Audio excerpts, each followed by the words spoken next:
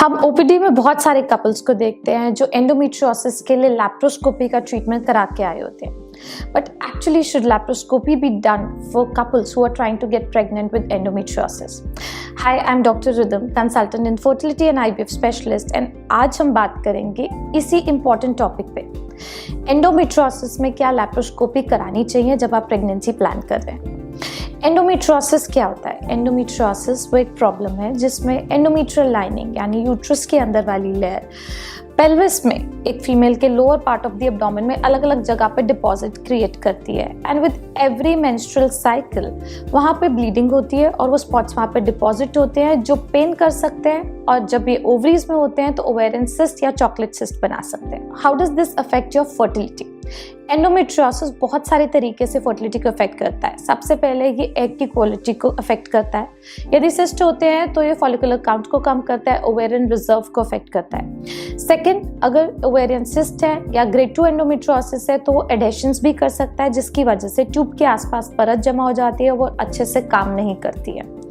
Third, lining जो होती है यूट्रस की, कभी कभी वो यूट्रस की वॉल में भी डिपॉजिटेड होती है, उसे एडिनोमायोसिस कहते हैं. तो एंडोमेट्रियोसिस और एडिनोमायोसिस साथ में भी पाया जाता है जिससे कि इम्प्लांटेशन के चांसेस अफेक्ट होते हैं और प्रेगनेंसी या तो आती नहीं है या फिर मल्टीपल मिसकैरेजेस का कारण बनती है. सो इन सभी कंडीशंस में आपकी फर्टिलिटी अफेक्ट होती है. So how to deal with it? Now, dealing with endometriosis can be a little tricky because ये बहुत सारे फैक्टर्स पर डिपेंड करता है.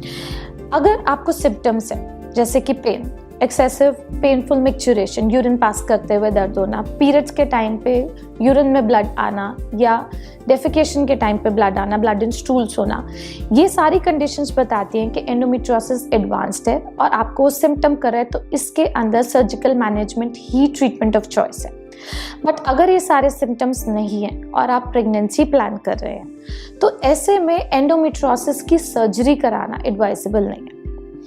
एंडोमेट्रियोसिस की सर्जरी सिर्फ उन्हीं कंडीशंस में की जानी चाहिए जहाँ पे हमारा एग रिजर्व बहुत अच्छा है, ट्यूबल स्टेटस पता है कि ट्यूब्स ओपन है और नेचुरली प्रेगनेंसी का चांस फिर भी अवेलेबल है. बट अगर एग रिजर्व कॉम्प्रोमाइज्ड है, ट्यूब्स जो है वो ब्लॉक्ड है या ट्यूब्स में पानी भरा हुआ है, ट्यूब्स के आसपास एडेशंस हैं या पहले सर्जरी हो चुकी है, तब रिपीट सर्जरी या लैप्रोस्कोपिक एंडोमेट्रियोटिक रिमूवल नहीं कराना चाहिए. What are the downsides of getting laparoscopic endometriotic surgery? सबसे पहली बात तो जब भी ये सर्जरी की जाती है it is done with the therapeutic aim, यानी अगर सिस्ट होगा तो वो निकाला जाएगा, स्पॉट्स फलग्रेट किए जाएंगे, जहाँ जहाँ पे भी डिपॉजिट्स हैं उनको रिमूव किया जाएगा. सो बाकी सब जगहों के डिपॉजिट्स तो आपके सिम्टम्स को बेटर करते हैं, पर जो ओवेरियन सिस्ट होते हैं, जो ओवरी के डिपॉजिट होते हैं, वो ओवेरियन रिजर्व को कॉम्प्रोमाइज़ कर सकते हैं. तो आपका आगे जो ओवेरियन रिजर्व है वो फॉल कर सकता है. Second, it is a surgical procedure and it is not a procedure to get pregnant. It is not a procedure to directly conceive. ये एड कर सकता है वो भी तब जब बाकी सारी चीज़ें ठीक हो, यानी सीमन और ट्यूब्स दोनों ठीक हो और ओव्यूलेशन आराम से हो रहा हो. Compared to this, what is actually the treatment जो हमें फॉलो करना चाहिए? आईवीएफ की अगर बात करें तो वो सभी कंडीशंस जिसमें एग रिजर्व कॉम्प्रोमाइज हो रहा है या फिर ट्यूब्स हमारी अफेक्टेड है या सीमेन काउंट अफेक्टेड है, उन सब के लिए आईवीएफ ज़्यादा कॉस्ट इफेक्टिव ट्रीटमेंट है as compared to laparoscopy. So if you have endometriosis, you are planning to undergo a laparoscopy only for an infertility treatment, think before and take a second opinion.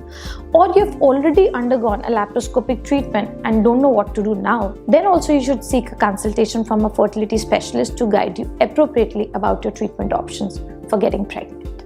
In case you have any more doubts, please message us in the comment section.